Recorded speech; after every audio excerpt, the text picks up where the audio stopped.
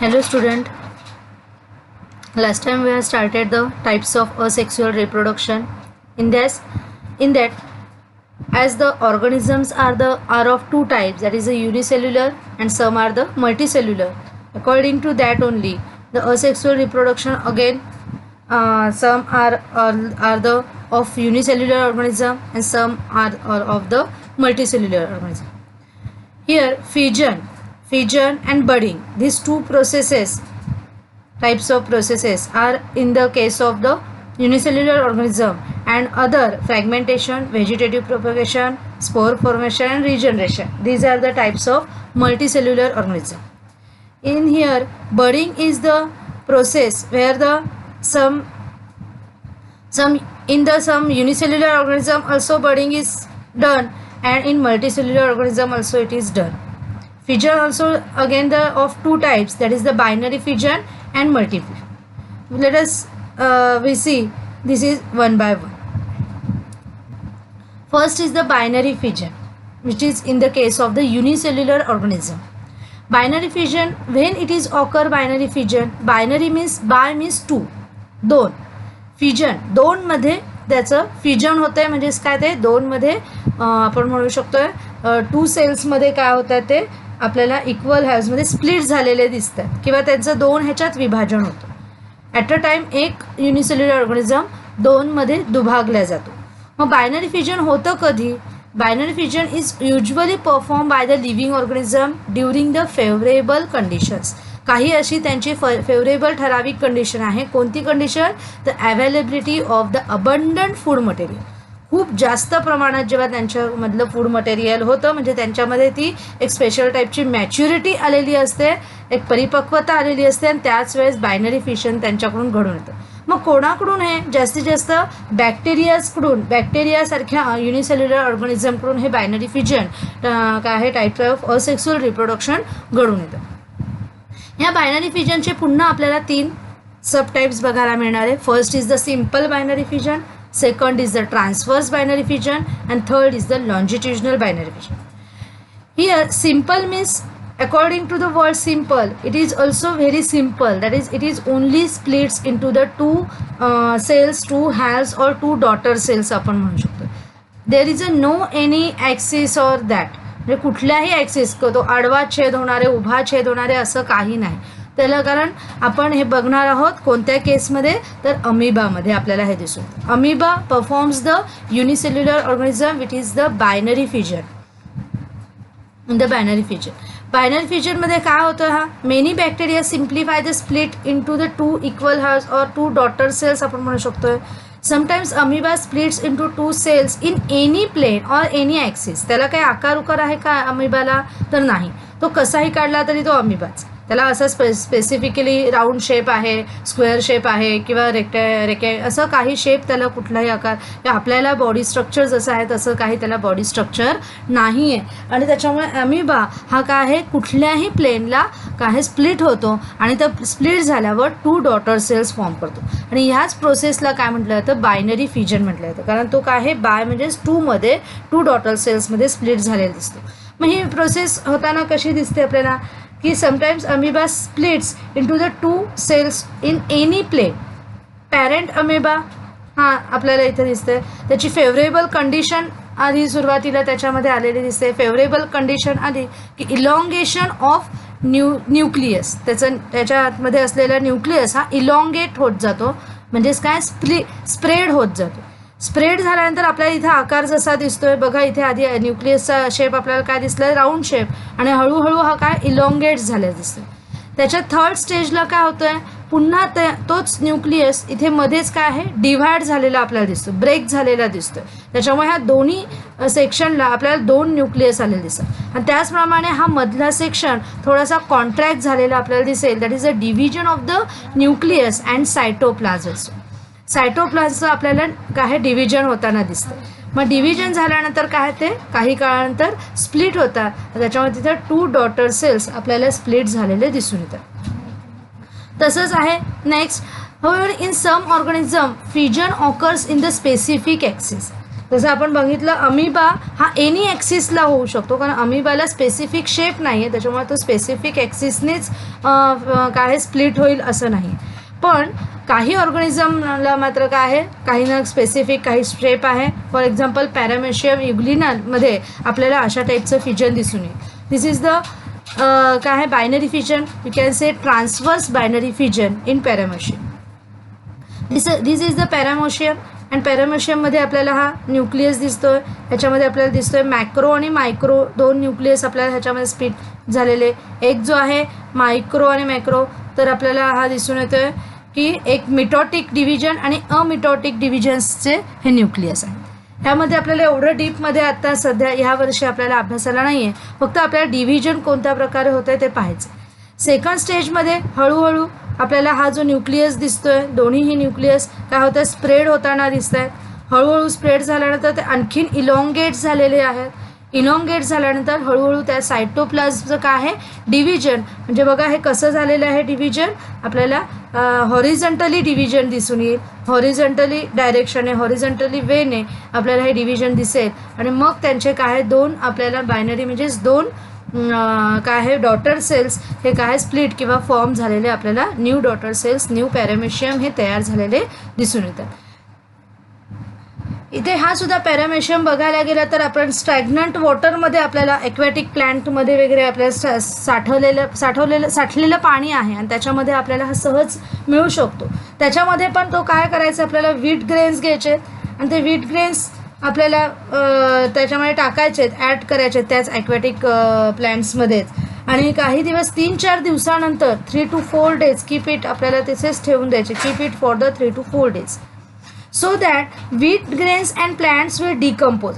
त्या काही दिवसांनी काय आहे डिकम्पोजिशन त्यांचं व्हायला सुरुवात होणार, ते कुजायला सुरुवात होणार. डिकम्पोजिशन म्हणजे काय कुजण्याची प्रक्रिया आपल्याला सुरुवात होताना दिसेल. Early in the morning on the 4th day चौथ्या दिवशी अगदी सकाळ सकाळ तुम्हाला त्याच्यातलं थोडंसं पाणी घ्यायचं आहे.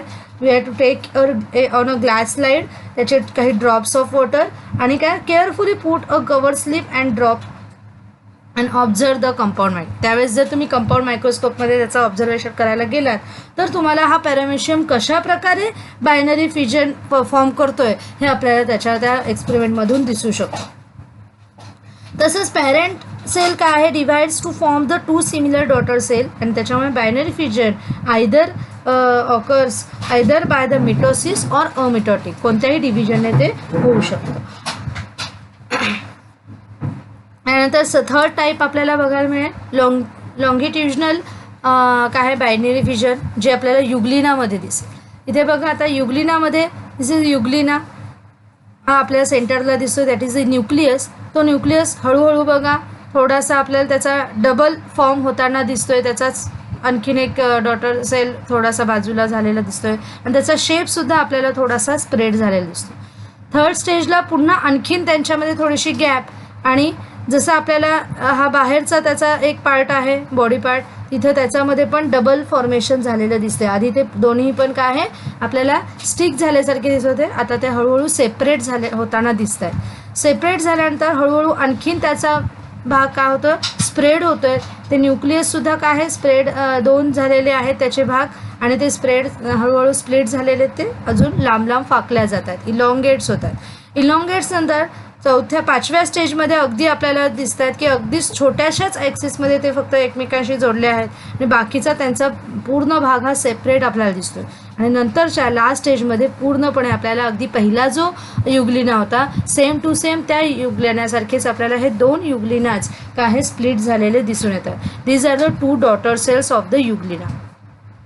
ह्याच्यामध्ये आपल्याला बघायला मिळेल की हे जे काही स्प्लिट्स झालेलं आहे किंवा ह्याच्यामध्ये जे फिजन झालेलं आहे ते आपल्याला व्हर्टिकल डायरेक्शनने दिसते.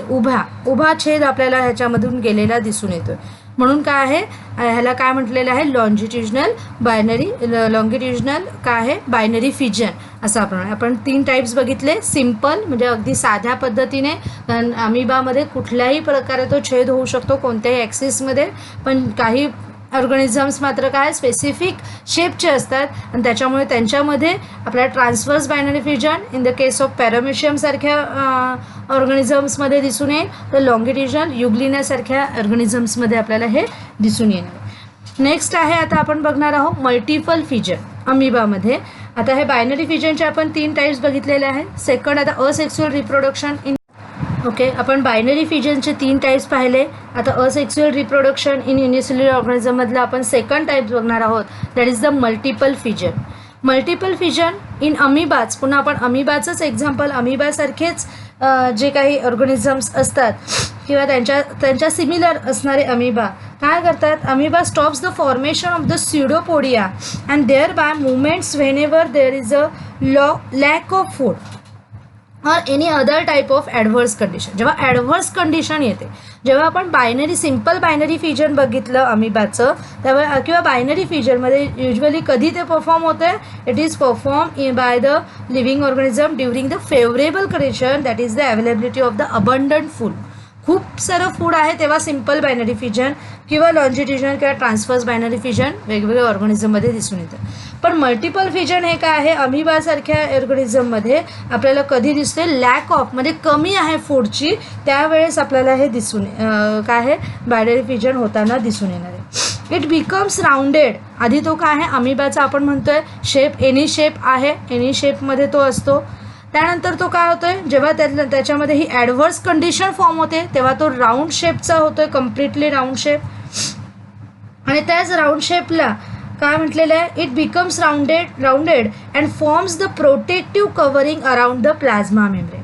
त्याची ही जी मेम्ब्रेन आहे प्लाझ्मा मेम्ब्रेन, जे न्यूक्लिअर मेम्ब्रेन हीच त्याची, कारण it is a unicellular single cell आहे आणि त्याच्यामुळे त्याला एक कव्हरिंग आहे outer covering, that is the आपण मेम्ब्रेन म्हणू, सेल मेम्ब्रेन, त्यालाच प्लाझ्मा मेम्ब्रेनसुद्धा म्हणतात. आणि ह्याच प्लाझ्मा मेम्ब्रेनच्या वरती आणखीन एक आपल्याला एक कव्हरिंग येताना दिसेल, that is the such encysted amoeba.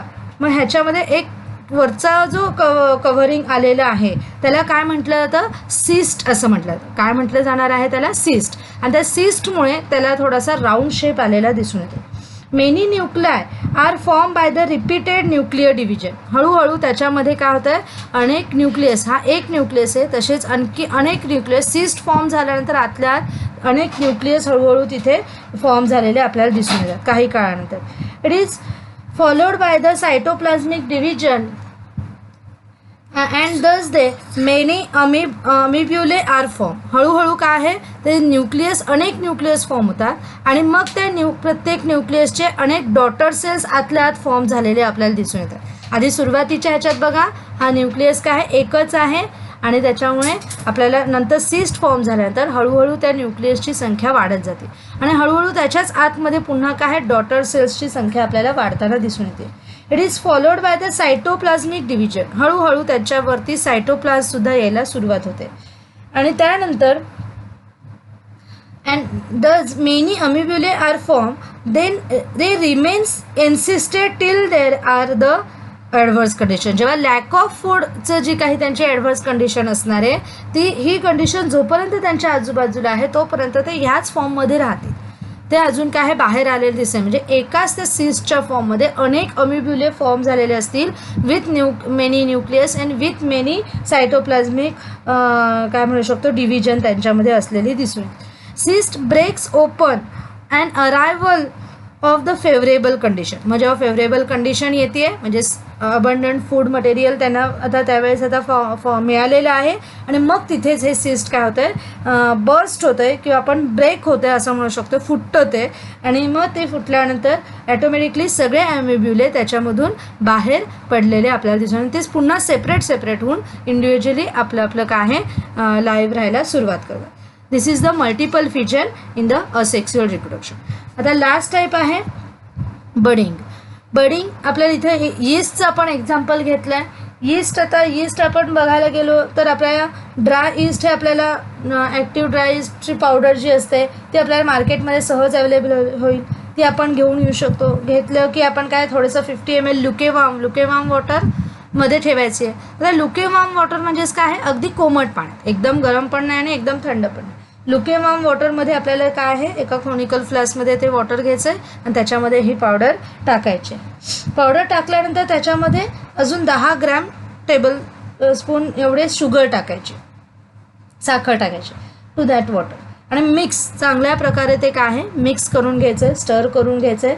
आणि तेच फ्लास्क आपल्याला वार्म प्लेसवर म्हणजे उष्ण म्हणजे अगदी थंड जागी पण नाही तर वार्म प्लेसवर आपल्याला जिथं त्याला आजूबाजूचं एन्व्हायरमेंटचं हे काय असणार आहे थोडंसं वार्मनेस आपल्याला मिळू शकतो आहे अशा ठिकाणी ठेवायचं आहे. आणि आफ्टर ॲन अवर थोडासा 1 तास गेल्यानंतर त्याच्यातला एक ड्रॉप ऑफ मिक्सचर आपण जेव्हा एखाद्या क्लीन ग्लास स्लाईडवर घेऊन जर तो कंपाऊंड मायक्रोस्कोपमध्ये ऑब्झर्व केला तर आपल्याला काय आहे यीस्टचं झालेलं बडिंग ही प्रोसेस यीस्टमध्ये होणारी बडिंग प्रोसेस आपल्याला बघायला मिळेल.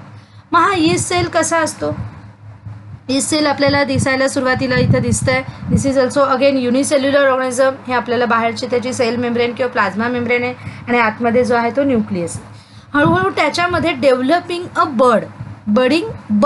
बर्ड तयार होतो. एक बर्ड्स असतात छोट्या छोट्या आकाराचे बर्ड्स. हेच लास्टला आपल्याला दिसतात हे बर्ड्स. त्याच्यावरती असा एकाच बाजूने कुठल्या तरी एका बाजूला काय आहे वरच्या बाजूला आपल्याला काय आहे पुन्हा त्याचा आकार हा असा होता. त्याच्यावरती इथं काय आहे छोटासा बर्ड इथे तयार झाल्यासारखं दिसून येतो. आणि त्याच्यामुळे त्याच्या आतलं न्यूक्लियस जे आहे ते आपल्याला इलॉंगेट किंवा स्प्रेड झाल्यासारखं दिसतंय. हळूहळू तिथं त्याच ज्या शेपला पुन्हा काय आहे कॉन्ट्रॅक्ट व्हायला सुरुवात होते आणि सायटोप्लाझमचं काय होतं डिव्हिजन होतं. आणि डिव्हिजन झाल्यामुळे हा बर्ड आपल्याला थोडा थोडा बाहेर थोडासा गेल्यासारखा आपल्याला दिसून येतो. अजूनही तो स्टिकच आहे थर्ड स्टेपमध्ये. आणि चौथ्याला मात्र तिथं काय आहे आपल्याला असे अनेक बर्ड्स चेन ऑफ बर्ड्स त्याच्यामध्येच फॉर्म झालेले दिसून येतात. म्हणजे ह्यालाच आणखीन वरती पुन्हा बर्ड येते असं येत असे चेन ऑफ बर्ड्स त्याच्यावर फॉर्म होतात. म्हणजे स्टिक फॉर्ममध्येच असतात आणि मग हळूहळू ते काय होत आहे त्याच्यातून सेपरेट झालेले आपल्याला दिसून येते. दिस इज द इथे पुन्हा मिटोटिक डिव्हिजन्स दिसून येईल आपल्याला यामध्ये होणारी. आणि मिटोटिक डिव्हिजनमध्ये a small bulge appears on the surface of the parent cell. हा बल्ज जो आहे तो स्मॉल बल्ज शेप होतो आणि मग तो कट झाल्यावर त्याचं काय होतं न्यू बर्ड त्याच्यामध्ये फॉर्म झालेलं दिसतं. One of the 2 daughter nuclei enters these birds and after sufficient growth, bird separates from the parents. Sufficient त्याला आवश्यक तेवढी पूर्ण ग्रोथ झाली की मग तो काय आहे सेपरेट होतोय पॅरेंट सेलमधून. हा त्याचा पॅरेंट सेल आहे आणि हे काय छोटे छोटे बर्ड्स त्याच्यावर. आणि तो काय आहे starts to live the independently as a daughter yeast cell. आणि हळूहळू तो स्टार्ट इंडिपेंडेंटली ह्याच्यासारखाच मग नंतर जेव्हा तो मॅच्युअर होईल पुन्हा तो काय आहे न्यू बर्ड्स फॉर्म करू शकणार आहे. म्हणजे एक प्रकारची ॲडव्हर्स कंडिशन एक प्रकारची फेवरेबल कंडिशन आल्यानंतरच काय होतं त्यांच्यामध्ये ही बर्डिंग प्रोसेस दिसून येणार आहे. हे आपण बघितले युनिसेल्युलर ऑर्गॅनिझम मध्ये होणारे 3 आपण टाईप्स बघितले. फर्स्ट बायनरी फिजन, दुसरा आहे मल्टिपल फिजन आणि बडिंग. हे युनिसेल्युलर म्हणजे ज्यांचं सिंगल सेल असतो अशा ऑर्गॅनिझममध्ये होणारी ही रिप्रोडक्शनची आपण मोड ऑफ रिप्रोडक्शन लर्न केलेला आहे. आता आपण बघूयात नेक्स्ट आहे asexual reproduction in the multicellular.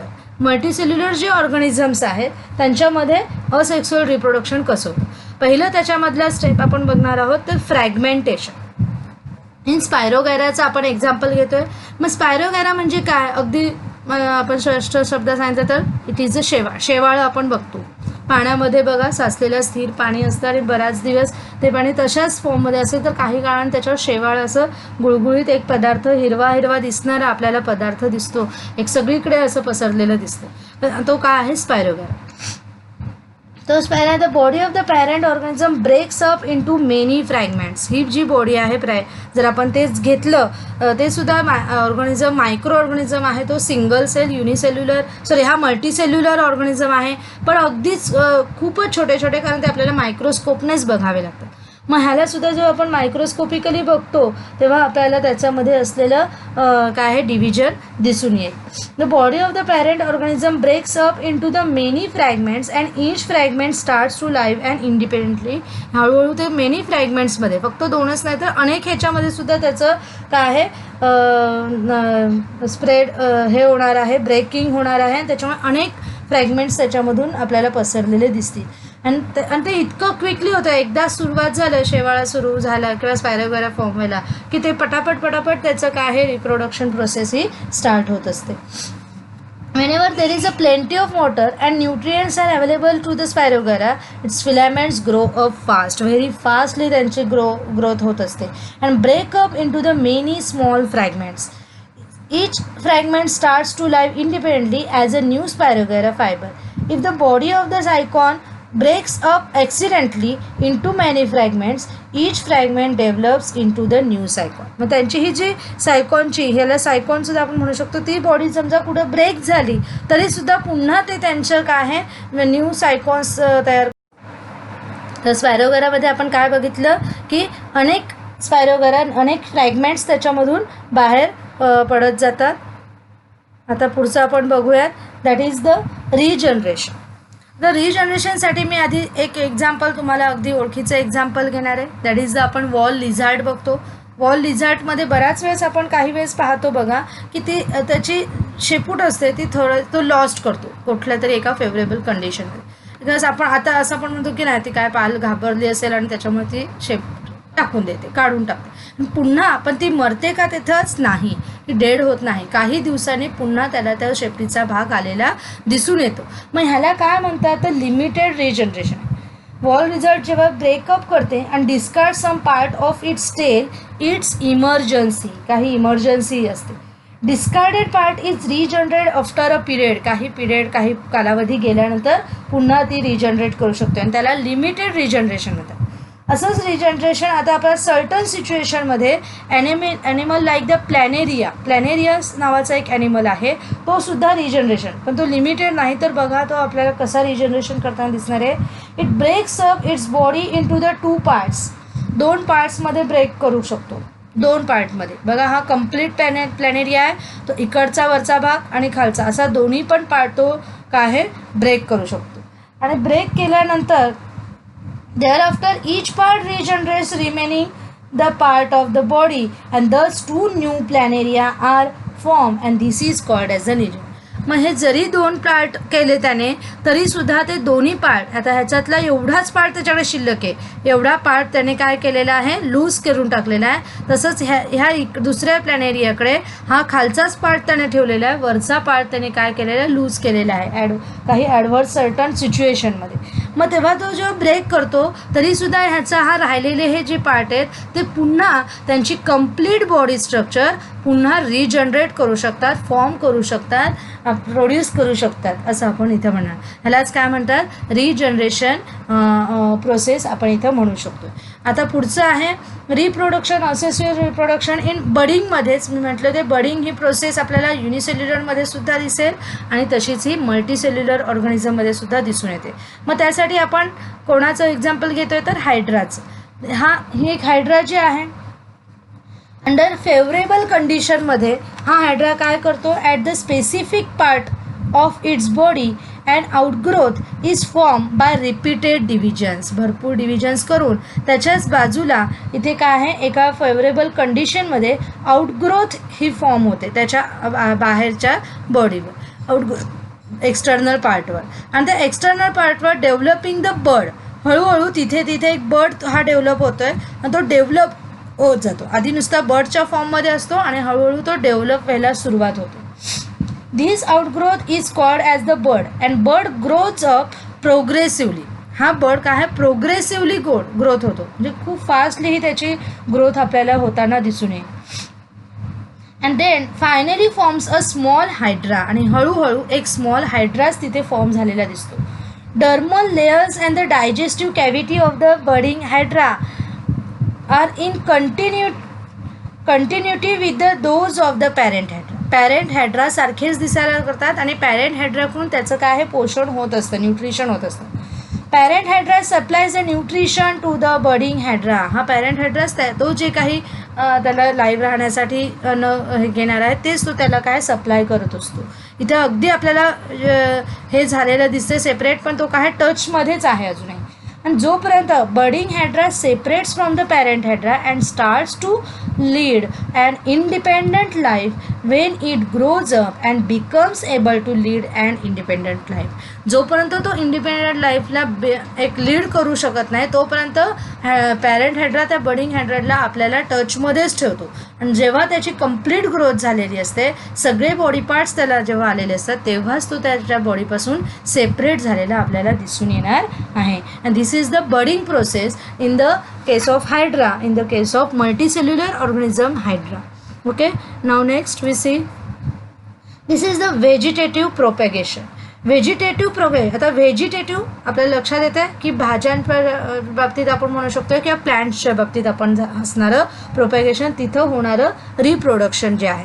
आता आपण बऱ्याच वेळेस बटाटे, आता हा काय पोटॅटो आहे, बटाटे बघतो, बटाट्यांना कुठंतरी असे मोड आलेले असतात, वरती बघा असे बर्ड्स आलेले असतात, आपण म्हणतो मोड आले त्या बटाट्याला, भरपूर दिवस आणून आपण घरात ठेवला, बऱ्याच दिवस नाही वापरला की त्याला वरती बर्ड्स यायला सुरुवात होतात. तसंच लीफसुद्धा इथे ब्रायोफिलमसारखं लीफ जे आहे त्यालासुद्धा त्या एकाच पानावरती पुन्हा असे आपल्याला इथे काय आहे छोटे छोटे बर्ड्स आहे. हे ब्रायोफिलम म्हणजे कोण, तर पानफुटीची झाडं म्हणतात त्याला.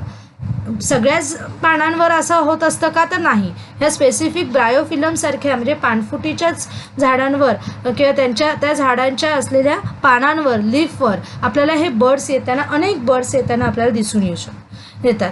त्याचप्रमाणे आणखीन आपण एक्झाम्पल बघूयात. तर इकडे आपल्याला दिसतंय हे दोन्ही पण आपण बघितलं तर ऊस म्हणजे शुगर केन जे आहे, शुगर केनला सुद्धा आपल्याला सुरुवातीला हे अशा प्रकारे बर्ड्स, नॉड्स किंवा आपण हे नॉड्स असतात, मध्ये मध्ये आपल्याला ऊसाचं आपण बघितली दांडी, तर त्याच्या नॉड्सच्या ठिकाणी हे बर्ड्स आपल्याला इथे छोटे छोटे आलेले दिसतात. पुन्हा तिथे असं थोडंसं पान आपल्याला आलेलं दिसतं काही काळांतराने, आणि मग त्यामधूनच आणखीन तेच पानांची वाढ होते, न्यू लिव्स तिथे तयार होतात, न्यू रूट्स त्याचे तयार झालेले दिसतात. त्यालाच काय म्हणतात, न्यू प्लांट आपण त्याचं सुद्धा तयार झालेलं बघत असतो. म्हणजेच काय आहे, इथे ही बडिंग प्रोसेस, बर्ड तिथे तयार झालेले आहेत. जर आपण बघितलं बटाट्यामध्ये वगैरे बघितलं तर काय आहे, root stem vegetative in the potatoes is performing with the help of the eyes. त्यांना काय म्हणायचं आहे, मागच्या ह्याला आपण म्हणतो ह्याला आईजच्या ह्याने ते फॉर्म झालेत, हे आईज आहेत. ओके, आणि तसंच ब्रायोफिलममध्ये जे तयार झाले ते बर्ड्स.